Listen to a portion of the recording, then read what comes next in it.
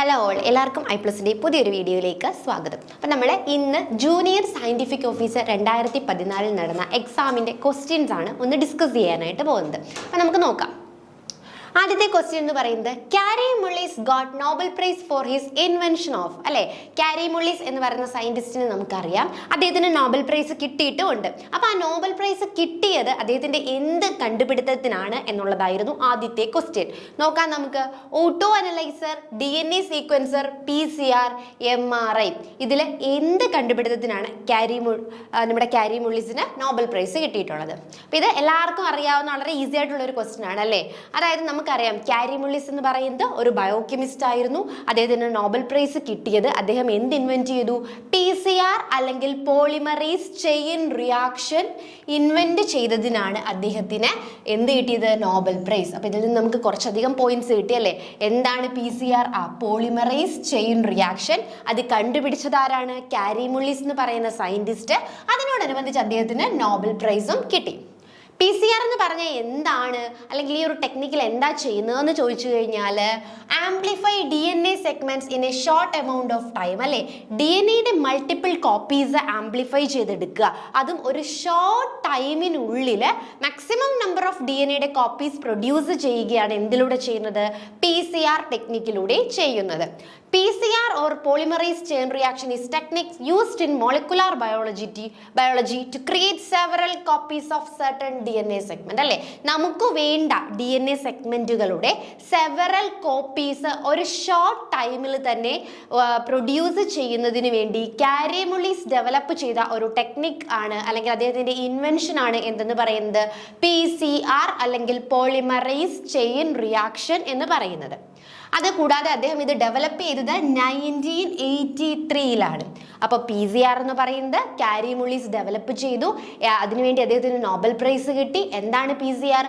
നമുക്ക് വേണ്ട DNA സെഗ്മെന്റുകളുടെ multiple copies produce ചെയ്യുവാൻ വേണ്ടിയിട്ട്, അതും ഷോർട്ട് ടൈമിൽ പ്രൊഡ്യൂസ് ചെയ്യാൻ വേണ്ടിയിട്ട് 1983 കാരി മുള്ളിസ് ഡെവലപ്പ് ചെയ്ത ഒരു ടെക്നിക്കാണ് ഏതെന്ന് പറയുന്നത്? ഈ ഒരു PCR എന്ന് പറയുന്നത്. The PCR technique is based on the enzymatic replication of DNA.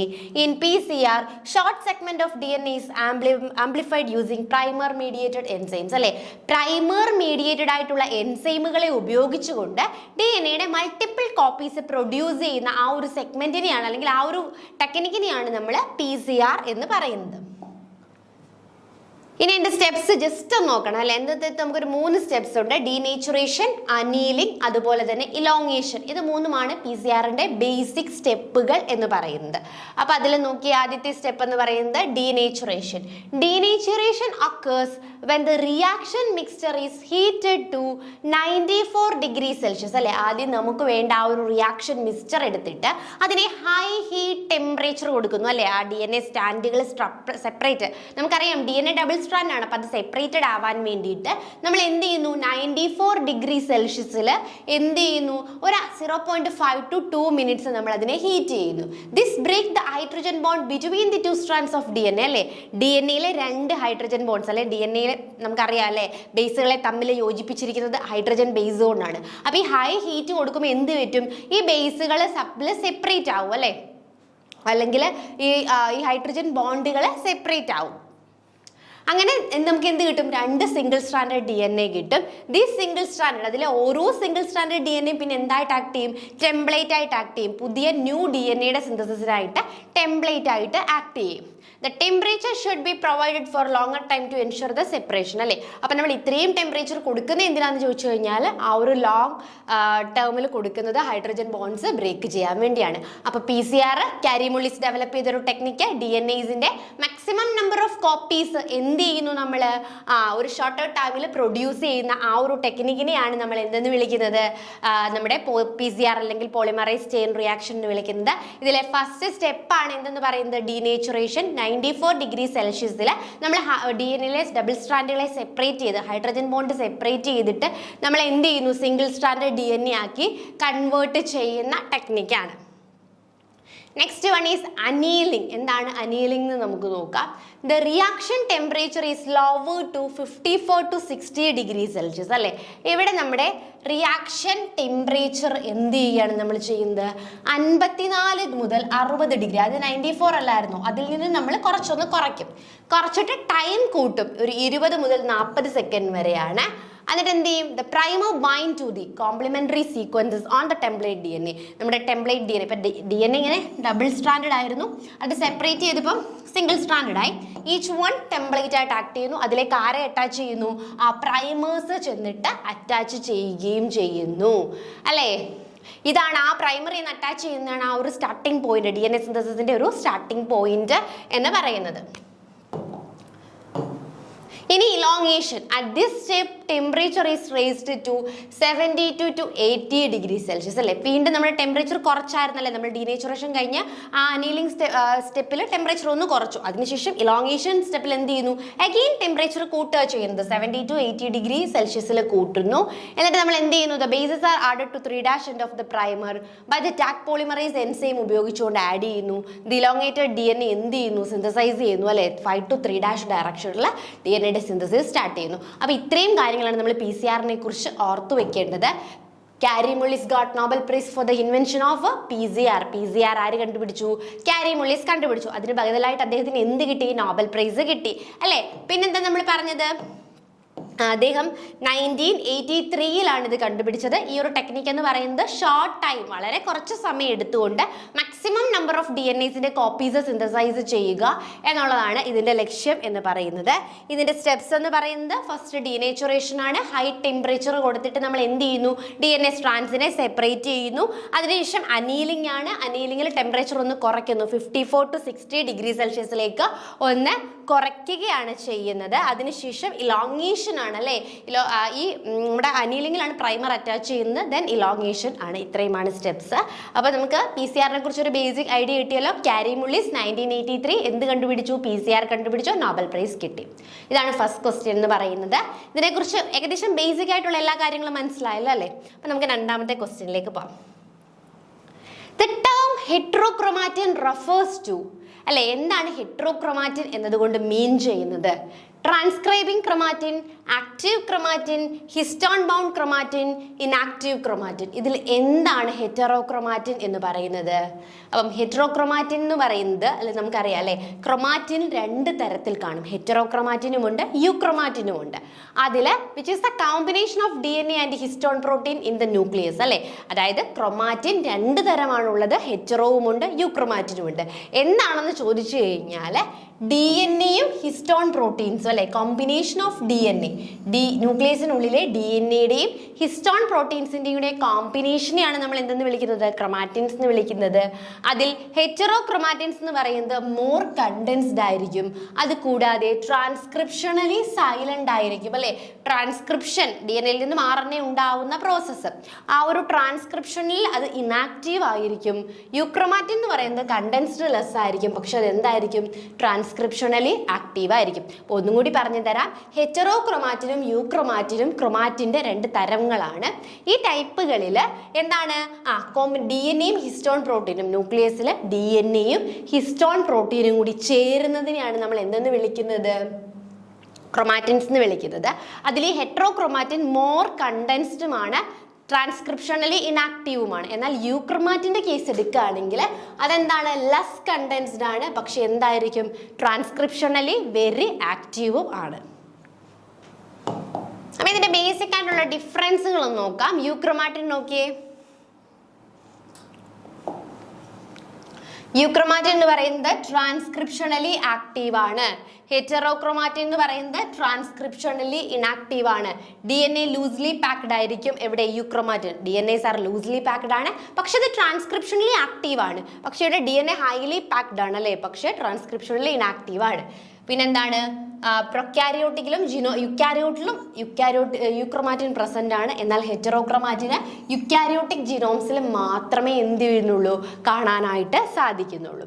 പിന്നെ യൂക്രോമാറ്റിൻ എപ്പോഴും എന്തായിരിക്കും? ജനറ്റിക്കലി ആക്റ്റീവ് ആയിരിക്കും. ഇവിടെ ഹെറ്ററോക്രോമാറ്റിൻ ജനറ്റിക്കലി ഇനാക്റ്റീവും ആയിരിക്കും. Present in the inner side of the nucleus അല്ലെ, ന്യൂക്ലിയസിന്റെ ഇന്നർ സൈഡിലാണ് കാണുന്നത്. ഇത് present at the periphery of nucleus, ന്യൂക്ലിയസിന്റെ പെരിഫറി പാർട്ടിലായിരിക്കും കാണുന്നത്. പിന്നെ കൂടാതെ എന്താണ്, സ്റ്റെയിൻഡ് ലൈറ്റർ ആയിരിക്കും. യൂക്രോമാറ്റിൻ ലൈറ്റർ ഇൻ കളർ ആയിരിക്കും. ഇവിടെ എന്തായിരിക്കും, ഡാർക്ക് കളർ ആയിരിക്കും. ഇയർലി പെട്ടെന്ന് തന്നെ റെപ്ലിക്കേറ്റ് ചെയ്യും. ഇവിടെ ലേറ്റ് റെപ്ലിക്കേറ്റീവ് ആണ്. ഇത് സ്റ്റിക്കി ആയിരിക്കില്ല, പക്ഷേ ഹെറ്ററോക്രോമാറ്റിൻ സ്റ്റിക്കീസ് ആയിരിക്കും. Gene to form proteins form ചെയ്യാൻ വേണ്ടി അലൗ ചെയ്യുന്നുണ്ട്. ഇവിടെ ജീൻ എക്സ്പ്രഷൻസിനെ കൺട്രോൾ ചെയ്യുകയാണ് മെയിൻലി ചെയ്യുന്നത്. നമ്മുടെ ജീനോമിന്റെ 2 മുതൽ 3% വളരെ കുറച്ച് ഭാഗം മാത്രമേ യൂക്രോമാറ്റിൻ കൺസിസ്റ്റ് ചെയ്യുന്നുള്ളൂ. എന്നാൽ 97 മുതൽ 98% വരെയും കാണുന്ന എവിടെയാണ്, ഹെറ്ററോക്രോമാറ്റിനുകളാണ് കാണുന്നത്. ക്ലിയർ അല്ലേ? അപ്പൊ യൂക്രോമാറ്റിനും ഹെറ്ററോക്രോമാറ്റിനും തമ്മിലുള്ള ബേസിക് ഡിഫറൻസുകൾ മനസ്സിലായല്ലോ. അപ്പൊ നമ്മുടെ ക്വസ്റ്റ്യനിലേക്ക് ഒന്ന് പോയി നോക്കാം. ദ ടൈം ഹെറ്ററോക്രോമാറ്റിൻ അല്ലെ, ഹെറ്ററോക്രോമാറ്റിൻ അപ്പോൾ എന്താണ്, ഇനാക്റ്റീവ് അല്ലെ, ട്രാൻസ്ക്രിപ്ഷണലി ഇനാക്റ്റീവ് ആയിട്ടുള്ള ക്രൊമാറ്റിനുകളെയാണ് നമ്മൾ ഹെറ്ററോക്രോമാറ്റിൻസ് എന്ന് വിളിക്കുന്നത്. Question number 3, the unit of radioactivity. റേഡിയോ ആക്ടിവിറ്റിയുടെ യൂണിറ്റ് ഏത്? Curie, becquerel, gray, all of the above. ഇതിൽ ഏതാണ് റേഡിയോ ആക്ടിവിറ്റിയുടെ യൂണിറ്റ് എന്നാണ് ചോദിച്ചിട്ടുള്ളത്. Radioactivity, radioactive decay, also known as nuclear decay, radioactivity, radioactive disintegration, nuclear disintegration. ഇനി ഇങ്ങനെയും ചോദിക്കാം, റേഡിയോ ആക്റ്റീവ് ഡീക്കേ എന്ന് മാത്രമല്ല ഇതിൻ്റെ പേര്, ന്യൂക്ലിയർ ഡീക്കേ എന്ന് ചോദിക്കാം, റേഡിയോ ആക്ടിവിറ്റി എന്ന് ചോദിക്കാം, റേഡിയോ ആക്റ്റീവ് ഡിസിൻറ്റഗ്രേഷൻ എന്ന് ചോദിക്കാം. അപ്പോൾ ഇതെന്താണ്, unstable atomic nucleus loses energy by radiation അല്ലേ. എന്തെന്ന് വെച്ച് കഴിഞ്ഞാൽ ഇതൊരു പ്രോസസ് ആണ് by which an unstable atomic nucleus അല്ലേ, അൺസ്റ്റേബിൾ ആയിട്ടുള്ള ഒരു ന്യൂക്ലിയസ് എന്ത് ചെയ്യുന്നു, അതിൻ്റെ എനർജി ലോസ് ചെയ്യുന്നു റേഡിയേഷനിലൂടെ. അൺസ്റ്റേബിൾ ആയിട്ടുള്ള ഒരു ന്യൂക്ലിയസ് അതിൻ്റെ എനർജി ലോസ് ചെയ്യുന്നതിനെയാണ് നമ്മൾ റേഡിയോ ആക്റ്റീവ് ഡീക്കേ എന്ന് പറയുന്നത്. ഈ റേഡിയോ ആക്റ്റീവ് ഡീക്കേ നമുക്ക് ബെക്വറിൽ അളക്കാം, ക്യൂറിയിൽ അളക്കാം, അതുപോലെ തന്നെ ഗ്രേയിലും അളക്കാം. എന്നാൽ ഇവിടെ SI യൂണിറ്റ് ആണ് ചോദിക്കുന്നതെങ്കിൽ ബെക്വറലാണ്. SI യൂണിറ്റ് എന്ന് എടുത്ത് ചോദിച്ചത് എന്താണ്, ബെക്വറലാണ് റേഡിയോ ആക്ടിവിറ്റിയുടെ SI യൂണിറ്റ്. എന്നാൽ ഇവയെ അളക്കാനായിട്ട് നമുക്ക് എന്ത് പറ്റും, ക്യൂറിയിലും പറ്റും, ഗ്രേയിലും പറ്റും. നമ്മുടെ ക്വസ്റ്റ്യനിലോട്ട് നോക്കിയേ, ക്യൂറി യൂണിറ്റ് എന്നേ ചോദിച്ചിട്ടുള്ളൂ അല്ലേ. SI യൂണിറ്റ് എന്ന് എടുത്ത് ചോദിച്ചിരുന്നെങ്കിൽ ഓപ്ഷൻ ബി ബെക്വറൽ എന്ന് നമുക്ക് പറയാമായിരുന്നു. പക്ഷെ എന്ത് പറഞ്ഞില്ല, ഓപ്ഷൻ ബി ബെക്വറൽ എന്ന് പറഞ്ഞിട്ടില്ല അല്ലേ. അതായത് ക്യൂറി, ഗ്രേയും ഓൾ ഓഫ് ദി എബോവും അല്ല ക്യൂറിയും ബെക്വറലും ഗ്രേയും 3 ഓപ്ഷനിലും എന്ത് ചെയ്യാൻ പറ്റും, നമുക്ക് റേഡിയോ ആക്ടിവിറ്റി അളക്കാനായിട്ട് പറ്റും. അപ്പം ഇവിടെ SI യൂണിറ്റ് എന്ന് എടുത്ത് ചോദിച്ചെങ്കിൽ മാത്രം ബെക്വറലാണ് ആൻസർ. യൂണിറ്റ് എന്ന് ചോദിച്ചാൽ ഇത് 3 ആൻസർ ആണ്. അപ്പം ഓൾ ഓഫ് ദി എബോവ് ആണ് കറക്റ്റ് ആയിട്ടുള്ള ആൻസർ. 4ാമത്തെ question, catecholamine hormones bind to the receptor present in അല്ലെ. കാറ്റക്കോളാമൈൻ എന്ന് പറയുന്ന hormones bind to the receptor അല്ലെ, ഏത് റിസപ്റ്റേഴ്സിലാണ് ബൈൻഡ് ചെയ്ത്, ആ റിസപ്റ്റേഴ്സ് എവിടെയാണ് കാണുന്നതെന്നാണ് ചോദിച്ചിട്ടുള്ളത്. ന്യൂക്ലിയർ മെംബ്രെയിനിലാണോ, DNA-ലാണോ, ഇൻട്രാസെല്ലുലാർ കമ്പാർട്ട്മെന്റിലാണോ, പ്ലാസ്മ മെംബ്രെയിനിലാണോ കാറ്റക്കോളൈൻ ഹോർമോൺസ് ബൈൻഡ് ചെയ്യുന്നത്? നോക്കാം. കാറ്റക്കോളമൈൻസ് വിച്ച് ഇൻക്ലൂഡ്സ് ഡോപ്പാമൈൻ,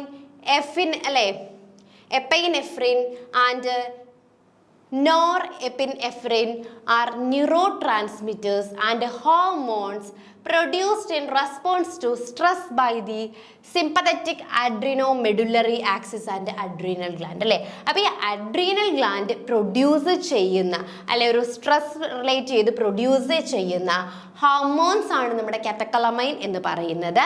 ഇത് വാട്ടർ സോല്യൂബിൾ ആണ് അല്ലേ, വാട്ടർ സോല്യൂബിൾ ഹോർമോൺസ് ആണ്. So which cannot be pass through the cell membrane. Water soluble ആയതുകൊണ്ട് തന്നെ അവയ്ക്ക് എന്ത് ചെയ്യാൻ പറ്റില്ല, സെൽ മെംബ്രെയിനിലൂടെ പാസ് ചെയ്യാനായിട്ട് സാധിക്കുകയില്ല. Therefore need receptors on the cell surface. അതുകൊണ്ട് തന്നെ എന്ത് വേണം, അവയുടെ സെൽ സർഫസിൽ ഒരു റിസപ്റ്ററിന്റെ ആവശ്യമുണ്ട് to exert their effect.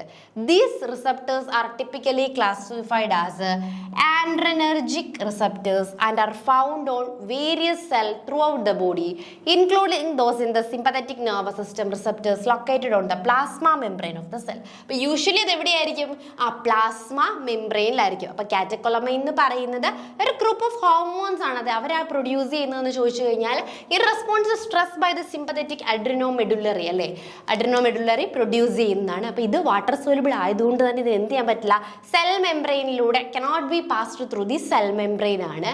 So therefore need receptors on the cell surface to exert their effect. അവയുടെ എഫക്റ്റ് എക്സേർട്ട് ചെയ്യാൻ വേണ്ടി അതിനൊരു റിസപ്റ്റേഴ്സിന് ആവശ്യമാണ്. ഈ റിസപ്റ്റേഴ്സ് യൂഷ്വലി എവിടെയായിരിക്കും കാണുന്നത്? പ്ലാസ്മ മെംബ്രെയിനിലായിരിക്കും കാണപ്പെടുന്നത്. അതാണ് 4th വണ്ണിൻ്റെ കറക്റ്റായിട്ടുള്ള ആൻസർ എന്ന് പറയുന്നത് ഡി ആണ്. 5th നോക്കാം. The role of sugar nucleotide in biosynthesis of glycogen was discovered by. സയൻറ്റിസ്റ്റിൻ്റെ പേരാണ് ഷുഗർ ന്യൂക്ലിയോറ്റൈഡ്സ് അല്ലേ, നമ്മുടെ ഗ്ലൈക്കോജൻ്റെ ബയോസിന്തസിസിൽ ഷുഗർ ന്യൂക്ലിയോറ്റൈഡ്സിൻ്റെ റോള് കണ്ടെത്തിയത് ആരെന്നാണ് ചോദിച്ചിട്ടുള്ളത്. കറക്റ്റായിട്ടുള്ള ആൻസർ ലൂയിസ് ലയോറയാണ് ഇത് കണ്ടെത്തിയത്. സയൻറ്റിസ്റ്റുകളുടെ പേര് എപ്പോഴും ഒന്ന് ഓർത്തിരിക്കുക. ഓരോ പ്രോസസ്സുകളുടെയും ഒക്കെ സയൻറ്റിസ്റ്റുകളുടെ പേര് നമുക്ക് ഒരുപാട് ക്വസ്റ്റ്യൻസ് സയൻറ്റിസ്റ്റ് റിലേറ്റഡ് ആയിട്ട് ചോദിച്ചിട്ടുണ്ട്. അപ്പോൾ അതൊന്ന് കോൺസെൻട്രേറ്റ് ചെയ്ത് പഠിക്കുക. 6th one 2-amino-6-oxopurine. 2-amino-6-oxopurine ഏതാണ്? ഗ്വാനാണോ, അഡിനിനാണോ, തൈമിനാണോ, സൈറ്റോസിനാണോ? ഗ്വാനാണ് നമ്മൾ എന്തെന്ന് പറയുന്നത് 2-amino-6-oxopurine എന്ന് പറയപ്പെടുന്നത്. അപ്പോൾ ഇതിൻ്റെ ഓരോന്നിൻ്റെയും names നോക്കിക്കോളുക. If an enzyme has having high affinity for its substrate, എൻസൈമിന് അതിൻ്റെ സബ്സ്ട്രേറ്റിനോട് ഹൈ അഫിനിറ്റി ആണെന്ന് വെച്ചു. അപ്പോൾ എൻസൈം സബ്സ്ട്രേറ്റ് അറിയാലോ അല്ലേ? എൻസൈം അതിൻ്റെ പ്രോപ്പർ സബ്സ്ട്രേറ്റുമായിട്ട് ബൈൻഡ് ചെയ്യത്തുള്ളൂ, എങ്കിൽ മാത്രമേ എൻസൈം സബ്സ്ട്രേറ്റ് കോംപ്ലക്സ് ഉണ്ടായിട്ട് നമുക്ക് ആവശ്യമുള്ള പ്രൊഡക്റ്റ് ഫോം ചെയ്യത്തുള്ളൂ. അപ്പം ഇതിലെ എൻസൈമിന് എന്താണ്? ഹൈ അഫിനിറ്റി ആണ്. ആരോട്? സബ്സ്ട്രേറ്റിനോട്. അങ്ങനെയാണെങ്കിൽ KM വാല്യൂ ഹൈ ആയിരിക്കും, KM വാല്യൂ ലോ ആയിരിക്കും, ഒരു മോഡറേറ്റ് KM വാല്യൂ ഉള്ളൂ, അല്ലെങ്കിൽ KM value is equal to 0 ആയിരിക്കും. അപ്പോൾ എൻസൈമിന് high affinity towards the substrate, സബ്സ്ട്രേറ്റിനോട് ഹൈ അഫിനിറ്റി ആണെങ്കിൽ എന്താണ് എന്നാണ് ചോദിച്ചിട്ടുള്ളത്. നോക്കാം. ഇതാ മിഖായേലിയസ് കോൺസ്റ്റന്റ് അല്ലേ, മൈക്കേലിയസ് കോൺസ്റ്റന്റ് എന്നോ മിക്കായേലിയസ് കോൺസ്റ്റന്റ് എന്നോ പറയാം. Is A parameter that measure the enzyme affinity for it substrate അല്ലേ. അപ്പോൾ എന്താണ് ഈ KM എന്ന് പറയുന്നത്? എൻസൈമിന് സബ്സ്ട്രേറ്റിനോടുള്ള അഫിനിറ്റി മെഷർ ചെയ്യുന്ന ആ ഒരു മെത്തേഡിനെയാണ് നമ്മൾ അല്ലേ മൈക്കേലിയസ് കോൺസ്റ്റന്റ് എന്ന് പറയുന്നത്. KM എന്നുകൊണ്ട് റെപ്രസെന്റ് ചെയ്യുന്നത്.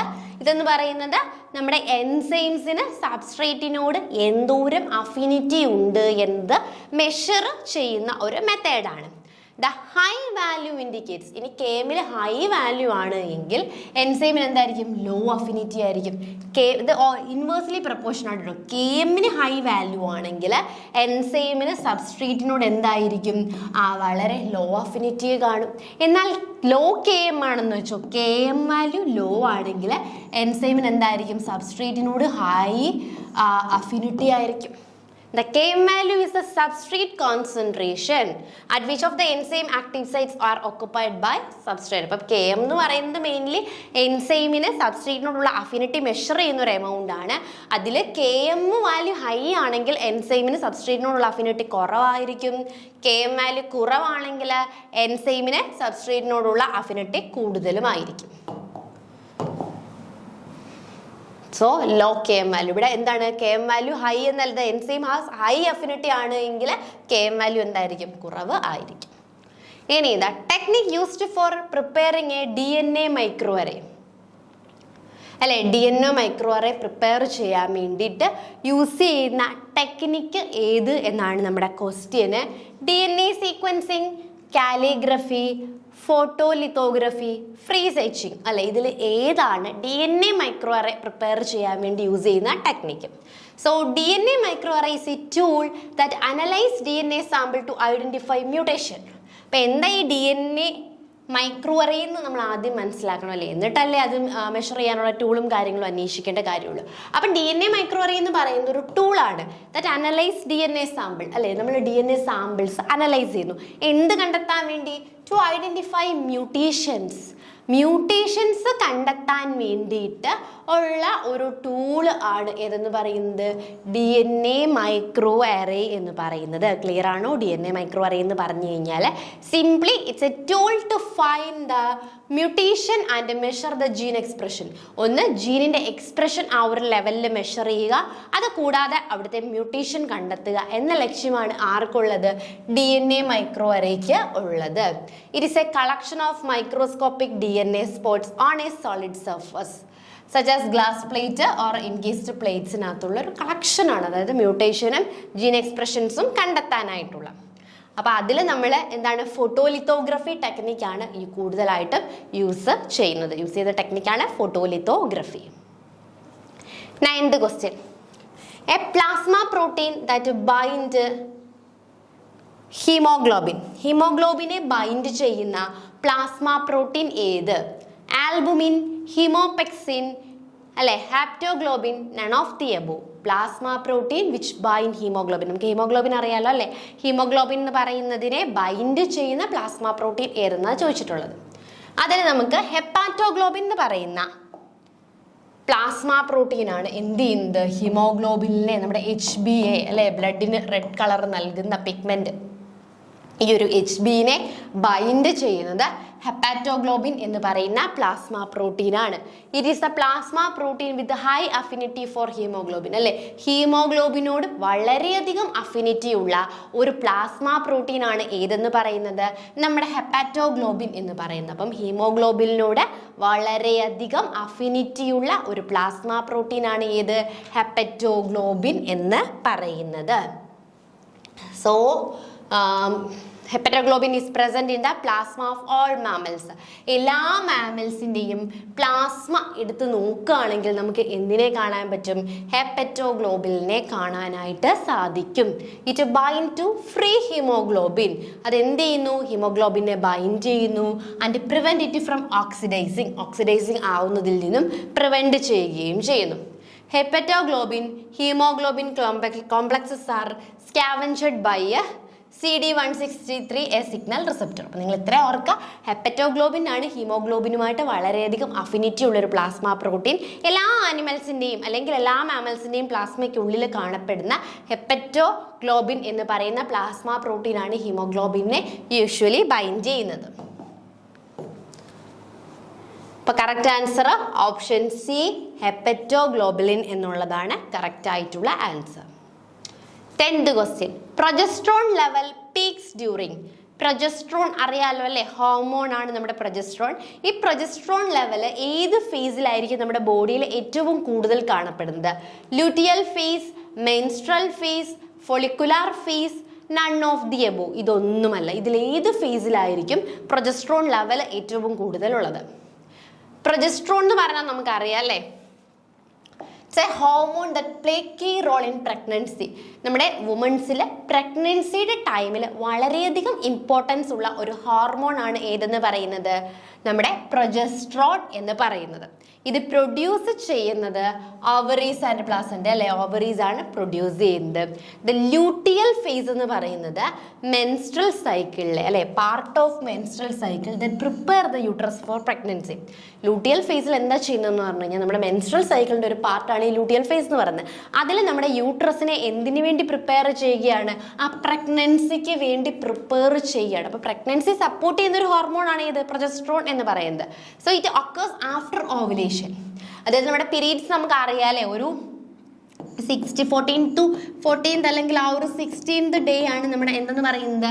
മിഡ് ഓവുലേഷൻ എന്ന് പറയുന്നത്. ഓവുലേഷൻ പീരീഡ് അല്ലേ. ഈ ഒരു ഓവുലേഷൻ പീരീഡിന് ശേഷമാണ് എന്ത് വരുന്നത്? നമ്മുടെ ലുട്ടിയൽ ഫേസ് എന്ന് പറയുന്നത്. ഓവുലേഷൻ കഴിഞ്ഞിട്ട് നമ്മുടെ യൂട്രസിനെ എന്ത് ചെയ്യുക ചെയ്യുന്നത്? പ്രിപ്പയർ ചെയ്യുകയാണ് അല്ലേ, പ്രഗ്നൻസിക്ക് വേണ്ടിയിട്ട് റെഡിയാക്കുന്ന ആ ഒരു ഫേസ് ആണ് ലുട്ടിയൽ ഫേസ് എന്ന് പറയുന്നത്. അത് സൂൺ ആഫ്റ്റർ, അതായത് ഈ ഒരു 14th അല്ലെങ്കിൽ 16th ഡേ അത് എന്ത് ചെയ്യും? ഓരോരുത്തരുടെ ഹോർമോൺ ചേഞ്ചും ഇംബാലൻസും ഒക്കെ കാരണം ഈ ഒരു ഓവുലേഷൻ ഡേ ചേഞ്ച് ചെയ്യാം. എങ്കിലും നമുക്ക് എന്ത് പറയാം? ഒരു 14th അല്ലെങ്കിൽ അതൊരു 16th ഈ ഒരു ഓവുലേഷൻ എന്ന് പറയാം.